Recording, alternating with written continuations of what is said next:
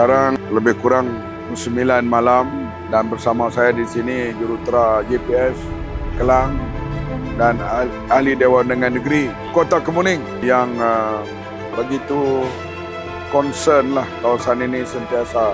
Saya berada di Bandar Seri Muda, tempat yang sering dilanda banjir. Kadang-kalanya setahun 2-3 kali. Tapi usaha-usaha dibuat oleh pihak kerajaan negeri dan kerajaan federal untuk mengatasi masalah banjir di sini. Berterusan daripada kerajaan yang terdahulu sampailah sekarang ini.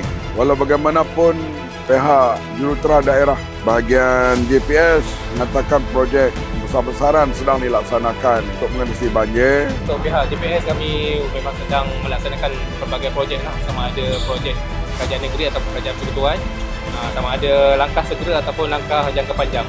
Memang pelaksanaan projek sedang dilaksanakan di tapak, masih belum siap lagi dan pertama-tama berdoa agar segala kesulitan ini dapat dihadapi lah bersama. Hari ini kita datang untuk melawat kawasan. Sebenarnya pagi tadi pun saya dah datang dan melawat. Nampaknya air semakin naik. Saya minta penduduk di kawasan ini kalau boleh pindah ke PPS, sementara yang kami telah pun assign iaitu di PPS Dewan Kemuning Utama. So kami sedang membantu yang telah dipindahkan, makanan-makanan telah pun disediakan. Yang menyebabkan perlahannya projek itu diantaranya sebab masalah pengambilan tanah.